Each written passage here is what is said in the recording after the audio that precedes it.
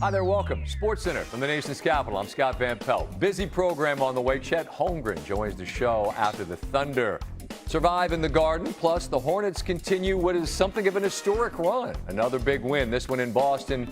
And every day feels like it's a busy day in the NFL. No offseason. The Rams go all in with the Super Bowl and they're building in SoFi in 2027. We begin with the game of the night from the NBA. OKC and MSG taking on New York. Steve, do you own that jacket? I don't have that one. What are you wearing tonight, Shay? That ain't no middle of the mall coat. Early on, we have Jalen Brunson hitting the deck here, and Mike Brown thought it should have been an offensive foul. Shay avoids picking up a third foul in the first quarter. Maybe Jalen sold it a bit. Chet Holmgren had a big night from three. Hits that one. Thunder up 9. Then Holmgren, catch in rhythm. All three of these. Holmgren had 22 in the first half. It's a 10-point lead at the break. They're 20-0 when they've enjoyed a 10-point advantage at the half. Halfway through the third, Knicks on the comeback. Mikal Bridges cutting. Beautiful find there from Alvarado. It's a 6-point game. Then Brunson pulls. Friendly home building roll. We're tied at 72. Then Brunson. Corner Bridges catch. Quick pull as the quarter is winding down, and the Knicks now have a lead heading into the fourth. They're 19-0 when they head into the fourth with a lead. So something's got to give. The halftime stat and the Knicks stat after three. Kendrick Williams pushes the Thunder out in front by 3. Then it's Holmgren again. Little baseline pull-up, easy money. He's got 28. OKC leads by 6. Shea creates space. He buries one. The lead's now 7. Under a minute to go in the game. We've seen the Knicks do this time and time again. Brunson spins. Got to have it. Now you play defense. Can you get a stop? Knicks down 3 with 6 seconds left. Brunson gets enough of a look that that's maybe going to go. No, off the back rim. They're going to get one more clean look. It's OG Anunoby. No. And so the Knicks get 2 excellent looks within the span of 6 seconds. The Garden was ready to explode, but could not, as 26 from SGA, the MVP, helped propel them to victory number 49 on the year.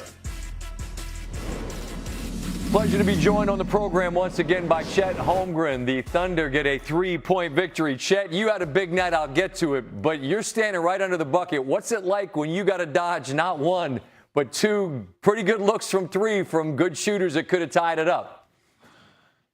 Yeah, honestly, I didn't see the second one. Felt like I got sucker punched. I ran into somebody, and the lights went black for a second, but, I'm glad they missed. My face is a little sore, but we got out with the dub. That's what counts.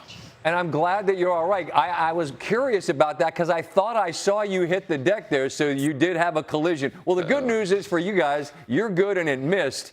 And it was a night, Chet, where you had a monster night and you had 28. You hit 6 threes. I know you're from Minnesota, but what's it mean to go into the Garden in New York City and have a night like this? Man, it's any Hooper's dream to always play in the Garden, in the Mecca in New York.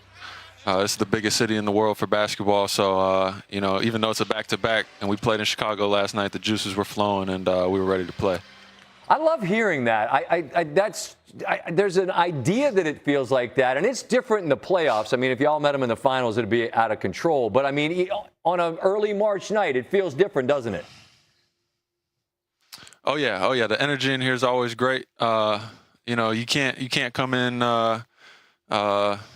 excuse my language, bull in the Garden because they'll boo you real quick. So you got to bring in both teams, and we both did tonight. It was a great game, and I had a lot of fun out there. Yeah, you're right, because even if you're wearing the other jersey, don't bring the bullshit to the Garden. That's all right. We can beep it, and we'll play it back later. I want to close just with this thought on your team. I got a chance to see the approach up close during the finals, and I was just impressed by how buttoned up and businesslike you were. And it seems like, Chet, nothing's changed. How have you all maintained that, even with the belt and the title that you all have? Obviously people can change, but I think it it comes down to the character of people that we have here on this team. What we go through, good or bad, doesn't change our character. So we're going to go about our business, how we go about our business, no matter the outcome. Understood. Not a whole lot of BS on your squad, Yes, wherever and whenever you are. Sir. Chet, I appreciate you taking a minute. My best to the squad, and we'll see you down the road somewhere, all right? Yes, sir. I got you. I'll say what up to Wiggs for you. I appreciate that. Thanks. See you, man. Yep. Have a good night. Right. There are 3 teams in the NBA who have already clinched the over on their preseason win total. 2 of those faced off Wednesday as the Hornets put a 9-game road winning streak on the line against the Celtics.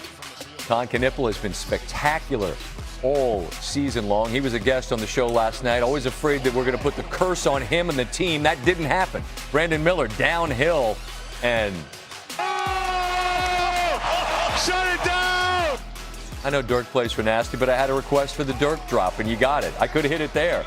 Jaylen Brown on everybody.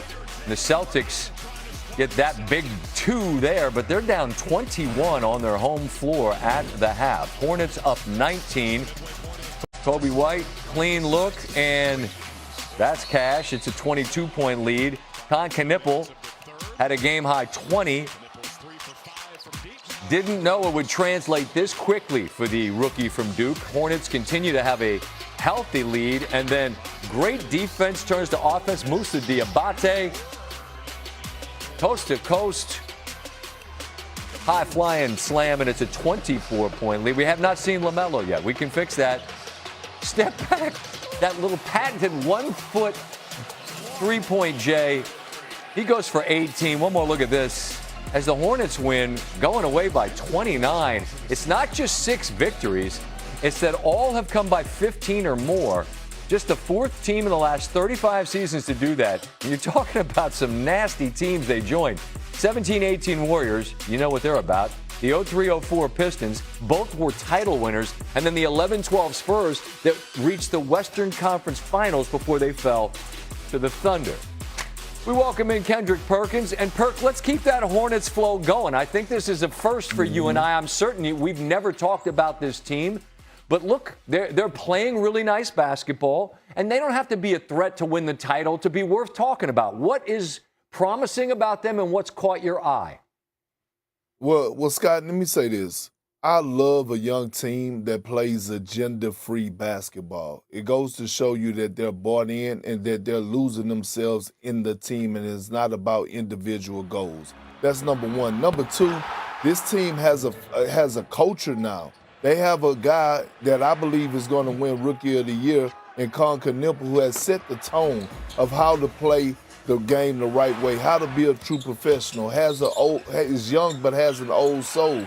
This team they check all the boxes when you talk about what you need to build for the future. They have athleticism, they have a center, they have point guard play, and they're well coached, they're well disciplined, and they're going to make the playoffs this year. They're going to make the playoffs this year, and they're going to make a lot of noise. But I'm just more impressed with Con Knipple. I never thought I'd be sitting up here saying that we're witnessing a guy that's having a better rookie season for his three-point shooting than the all-time greatest shooting in Steph Curry. Yeah, it's been remarkable. And he was a guest with us last night, and he's very unimpressed with himself, which I think is refreshing. He's just about the business, and so is this team. Now, it's clear that you're impressed. But you know this because you've lived it. When you get to the postseason, it's different because you're going to see the same team for a series. How do you feel like they're equipped for that series that you're saying they're going to get because they're going to make it?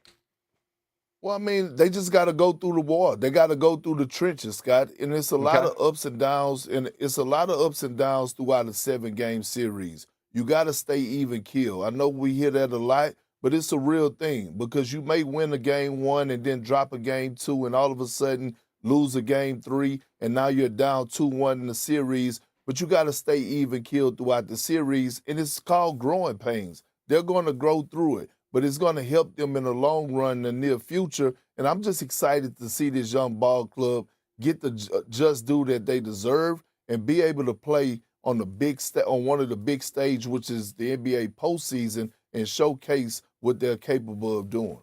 All right, we had Chet Holmgren with us just a moment ago. And Perk, when this guy was at Gonzaga coming out, I mean, he's a top 3 pick for a reason. He gets injured, and he was a significant piece of a title-winning team. But I feel like he kind of gets lost in terms of the accolades that perhaps he's due. You're nodding your head. How significant is he to that team?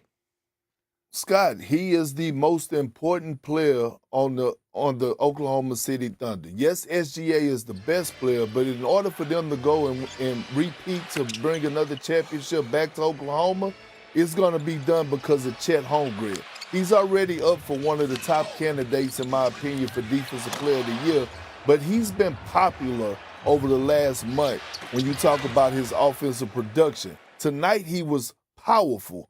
I want to see more of this from Chet Holmgren because we don't know when is J-Dub going to return dealing with that hamstring injury, right? And so they need Chet Holmgren to step up offensively and be that 3-level scorer that we know he's capable of doing.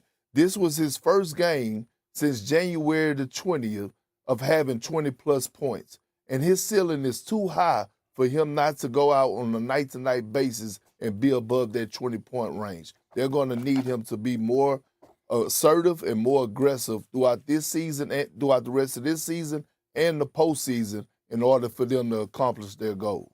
That's interesting. I feel like it's a selfless team, but as a real quick final thought, it sounds like what you're asking him to be is a bit more selfish because it actually benefits the team. Am I right?